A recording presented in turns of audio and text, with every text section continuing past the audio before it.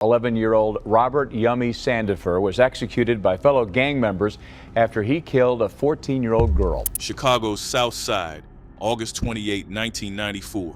A group of teenagers are playing football in the street when an 11-year-old boy approaches them. He's carrying a 9mm pistol that's almost as big as he is. Without warning, without words, he opens fire into the crowd. When the gunshots stop echoing through the Roseland neighborhood, 14-year-old Siobhan Dean lies dying from a bullet to the head. The shooter, a child so young, his nickname came from his love of cookies. They called him Yummy. But here's what nobody saw coming.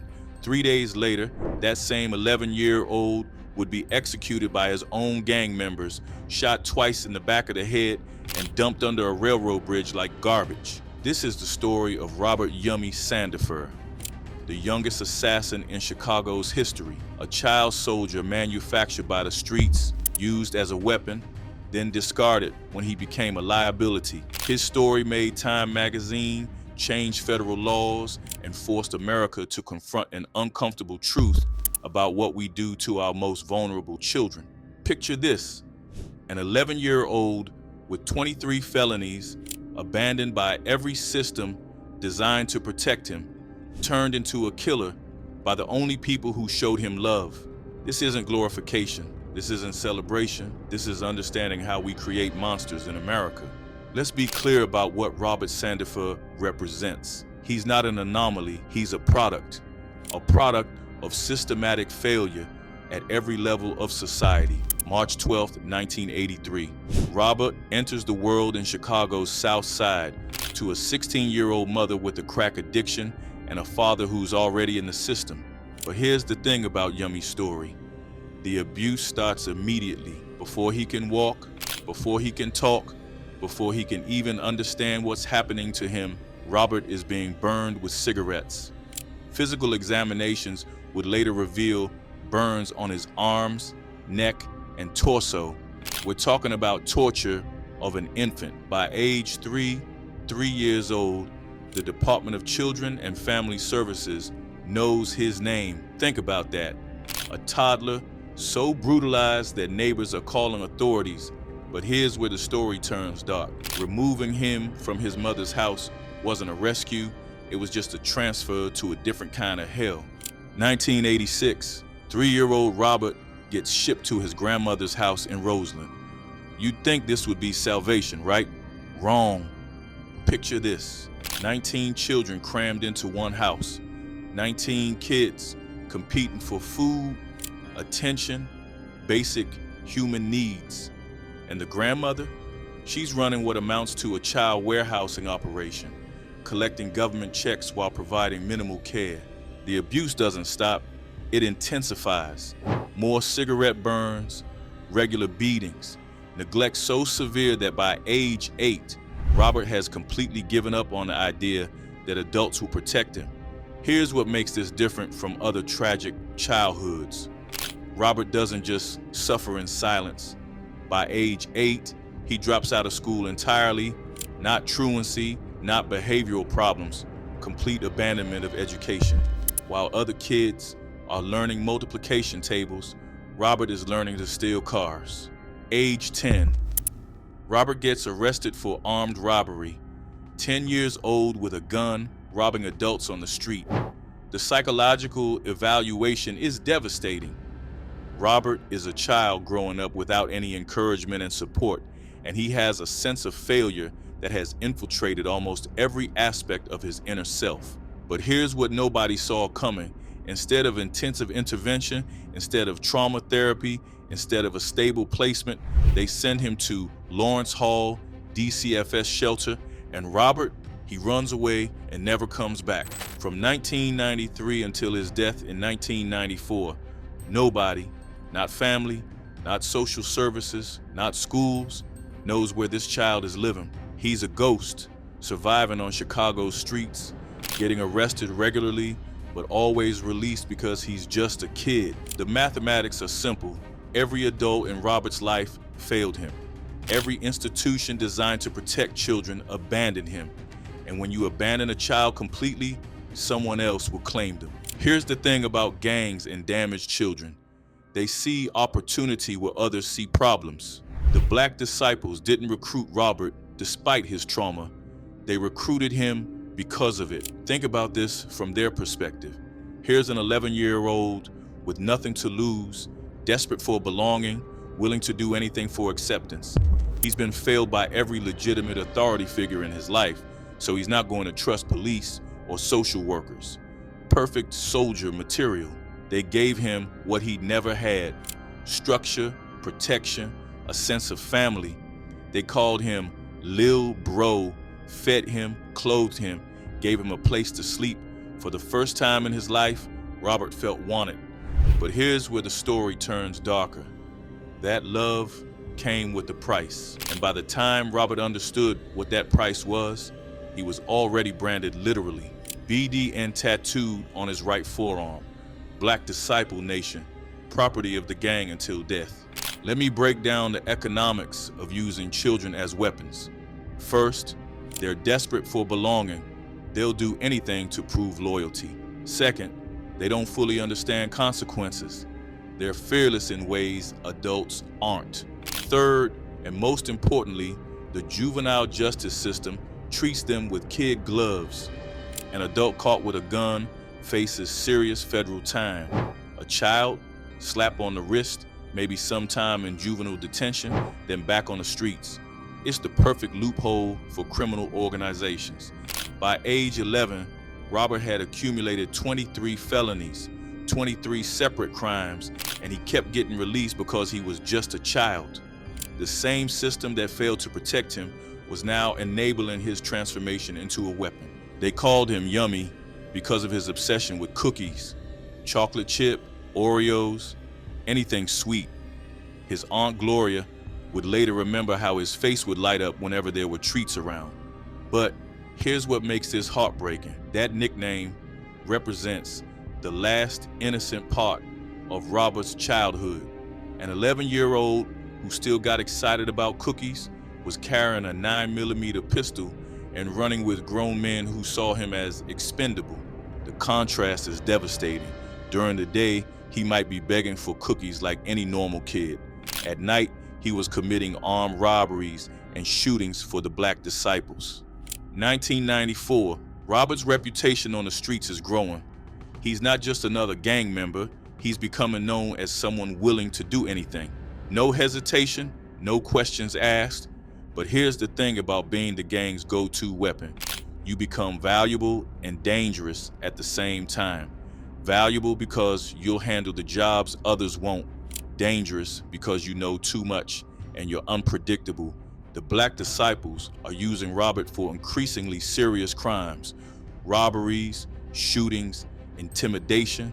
Each job makes him more valuable to them and more of a liability if he ever gets caught and decides to talk. August 28, 1994.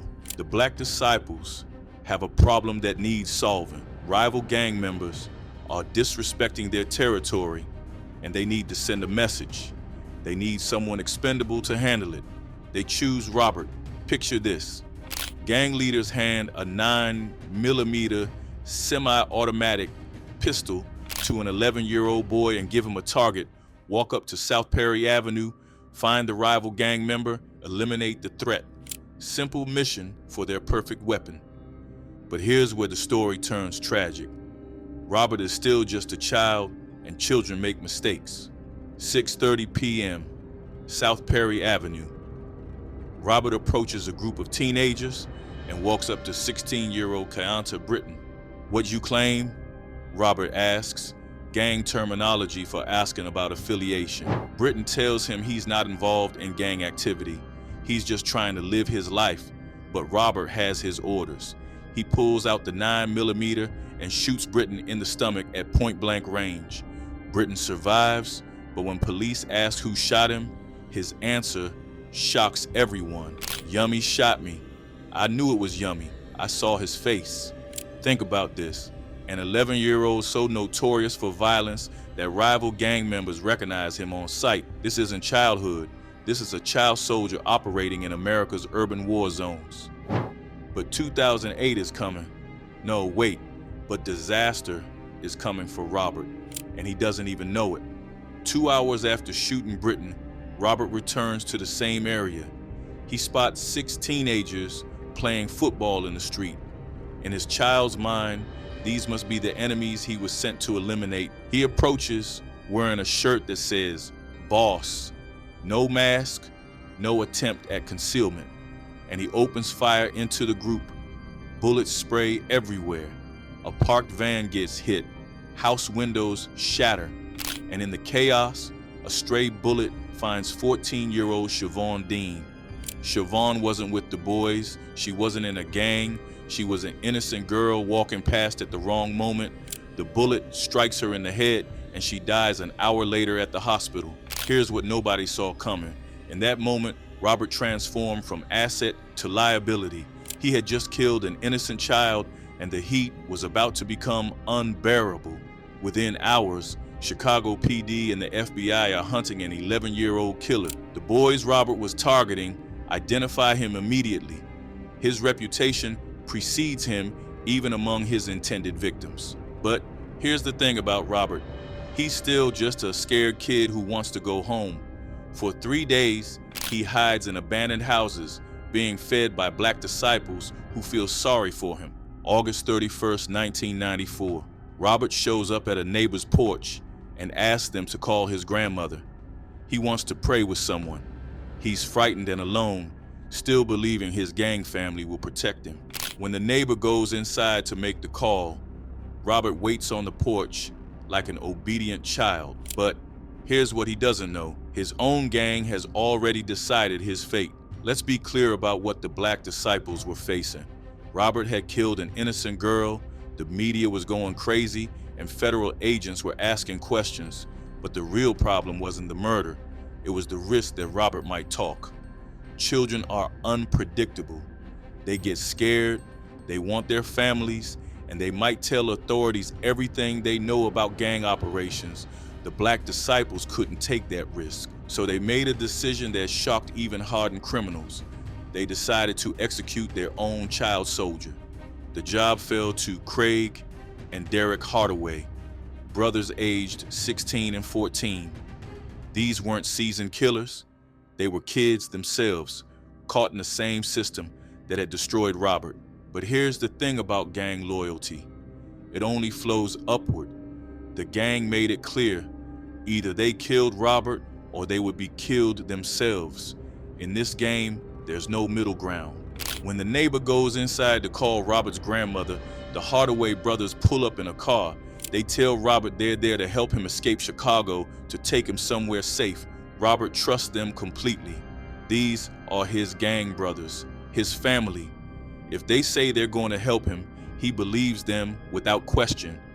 He gets in the car willingly, probably feeling relieved that his ordeal is finally over. He has no idea he's riding to his own execution. They drive him to a railroad underpass at East 108th Street and South Dauphin Avenue, a dark, isolated spot where gunshots would be masked by passing trains. Picture this final scene. They order Robert out of the car and tell him to get on his knees. This 11-year-old boy, who has endured more trauma than most adults, probably thinks they're going to pray together. He had asked to pray earlier that day, but as he kneels there, trusting the people he thought were his family, 16-year-old Craig Hardaway puts a gun to the back of his head and pulls the trigger twice. Robert dies instantly. The child who loved cookies, who had been failed by every adult in his life, who had been turned into a weapon by the only people who showed him kindness, is executed like a dog and left under a bridge. September 1st, 1994, Chicago police discover Robert's small body under the railroad bridge. The sight shocks even veteran officers who have seen everything. This isn't just another gang murder. This is a child killed by other children in a cycle of violence that seems to have no end. The Hardaway brothers are arrested within days. The evidence is overwhelming. Witnesses, forensics, confessions. But here's the thing about this case. The justice system doesn't know how to handle children, killing children. Derek gets 45 years. Craig gets 60 years. 2 more young lives destroyed by the same system that created Robert.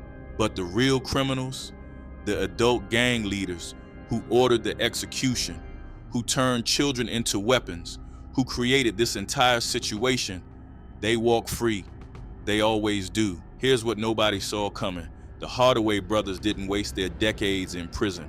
Derek was released in 2016 after 22 years. Craig came home in 2020 after 26 years. But these weren't the same children who pulled those triggers in 1994. Both earned GEDs and college degrees. Derek learned landscaping. Craig got involved in anti-violence programs. Most importantly, they completely rejected the gang lifestyle that had destroyed their childhoods. The black disciples who had promised to take care of them abandoned them the moment they got arrested. No money for lawyers, no support for families, nothing. Today, both brothers work in violence intervention, trying to prevent other children from making the same mistakes. They understand now what they couldn't understand as children, that they were victims too, manipulated by adults who saw them as expendable. But here's the thing about Robert's story. Children like him are still being created every day. The same conditions that produced him, poverty, abuse, family breakdown, system failures, still exist in communities across America. The gang recruitment tactics haven't changed. They still target the most vulnerable children, still offer them the family and belonging they can't find anywhere else, still turn them into weapons. And when those weapons become liabilities, they still get discarded like trash. The cycle continues, the violence continues, the system continues. Robert Yummy Sandifer was buried in an unmarked grave at Oak Ridge Cemetery. No headstone, no memorial, nothing to mark where an 11-year-old boy was laid to rest. But his story lives on as a reminder of what happens when we abandon our most vulnerable children.